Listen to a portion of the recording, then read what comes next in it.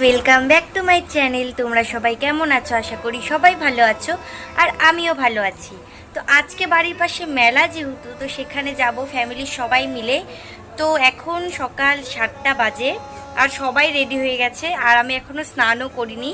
তো স্নান করে রেডি টেডি হয়ে তারপর তোমাদের সাথে কথা হচ্ছে ডিরেক্ট বাড়িয়ে, কারণ বেশি সময় নেই, সবাই রেডি হয়ে গেছে, তো আমাকে তাড়াতাড়ি করতেই হবে। তো তোমরা দেখতে থাকো। রেডি হয়ে বেরিয়ে পড়েছি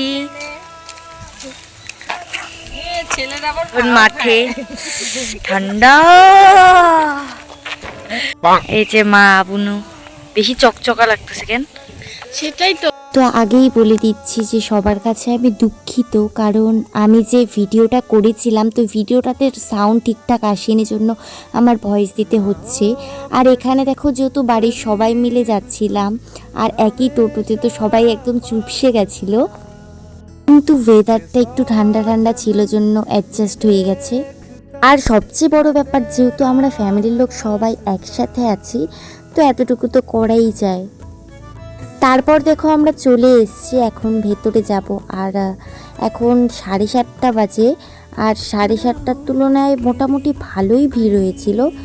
কিন্তু আমরা যে আজকে মানে অন্যবারের তুলনায় যে এবার শান্তি মতো পুজোটা দিতে পেরেছি, তাতেই হ্যাপি। এই পুজোটায় আমরা প্রত্যেক বছর আসি, কোথাও যাই না যাই এই মাসান বাবার মন্দিরে আমরা আসি।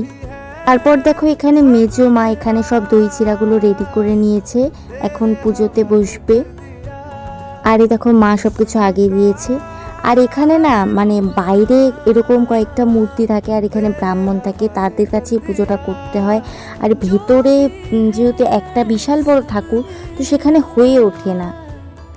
আর মেলা বাড়িতে এটা মাস্ট, তিলকটা। যদি কোনো পুজোর তিলকই না দিই, যদি সেই পুজোর চিহ্নই না থাকে কপালে, তাহলে সেরকম মেলা বাড়িতে, সেই পুজো বাড়িতে, পুজো বাড়ি ঠিক না, সেই মানে পুজোর মেলাতে এসে লাভ কি? তো আমরা সোজাসুজি তারপর গড়ে চলে আসি। গড় বলতে একটা উঁচু স্থান, তো মন্দিরের পাশে এই গড়টা আছে। আর সেখানে পেছনে মেজোমারা ওই চিড়ামুড়িটা মাখছিল, ওটা এখন খেয়ে তারপরে মেলা ঘুরবো। আমরা প্রত্যেকবার তাই করি, ফার্স্টে গড়ে এসে ঘুরে নিই, তারপরে এই যে এগুলো খেয়ে তারপরে মেলা ঘুরি। তো এখানে মা মেখে আমাকে দিয়ে দিয়েছিল। তো দেখে হয়তো বুঝতে পেরেছো যে মেলাটা প্রচুর বড় হয়, তো পুরাটুকু দেখাতে পারলাম না, কিন্তু যতটুকু উঠেছে ক্যামেরায় ততটুকু দেখতে পেরেছো। তারপর আর কি, তারপর আমরা পুরো ঘরটা ঘুরে ঘুরে দেখছিলাম, মার সাথে গান করতে করতে ঘুরে ঘুরে দেখছিলাম। আর আজকে মানে ওয়েদারটা যে এত সুন্দর, এত আরামদায়ক ওয়েদার, তার জন্যই মা আজকে মেলাতে এসে মা বলছিল যে আজকে খুব শান্তি পেয়েছি মেলায় এসে, না হলে আমার মা আর হাঁটতে পেত না। তারপর এখানে ভাই সুতা নিবে, তো মেজো মাকে কিনে দিচ্ছিল। দেখো এই গড় থেকে ওই দূরের নাগরদোলনাটা কি সুন্দর লাগছে না? মেলা বাড়ি আসলে নিজেকে এগুলো দেখে অনেক বড় মনে হয়, আর খুব খারাপ লাগে যে আমি যদি ছোট হতাম তাহলে উঠতে পারতাম। তো এখনও সবারই মনে হয় যে ছোট থাকাই ভালো, আমিও সেটাই মনে করি।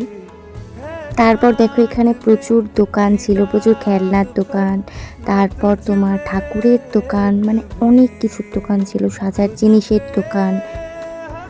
আর আমার মা কিছু কেনে না মেলা বাড়ি থেকে, কিন্তু এবার জানি না হঠাৎ কি হয়েছে, দুটো মেলা পরপর গেছিলাম, দুটো মেলাতে এত জিনিস কিনেছে যে বাড়িতে জিনিস থাকতেও এই মেলা থেকে আরও জিনিস নিয়েছে। কিন্তু গাইস জানো, এই ফার্স্ট আমি মেলাতে গিয়ে কিচ্ছু নিইনি, শুধু দুটো জিনিস নিয়েছিলাম, ওটাকে না নেওয়াই বলে। যেহেতু আমরা মধ্যবিত্ত ফ্যামিলির মেয়ে, তো আমাদের চোখে ফার্স্টে এই 10 টাকা 20 টাকার দোকানগুলোই ফার্স্টে পড়ে, আর এখান থেকেই আমরা বেশিরভাগ জিনিস নিই, বস্তার জিনিস বস্তাতে তুলে নিয়ে যাই। যেমন দেখো এটা 10 টাকার দোকান, এখানে অনেক সুন্দর সুন্দর জিনিস ছিল। তারপরে আমার তো ঘুরতে ঘুরতে পা ব্যথা হয়ে গেছিলো, আর এটা দেখে মনে হচ্ছিলো এবং উঠি, কিন্তু উঠতেই দিল না। তারপরে এই যে কাপের দোকানে মা এসে দাঁড়িয়েছে, এত কাপ বাড়িতে, তারপরেও মার কাপ নিতে হবে। কিন্তু মনটাকে বুঝিয়ে নিলাম যে না, নেওয়া চলবে না, তারপরে আর নেইনি। নিতে তো ইচ্ছা করছিলই, কিন্তু পরে আর নেইনি, কারণ মা যেহেতু অনেক জিনিস নিয়ে নিয়েছিল। আর এগুলো দোকানে আসলে না আমার বিশেষ করে আংটি নিতে খুব ইচ্ছে করে।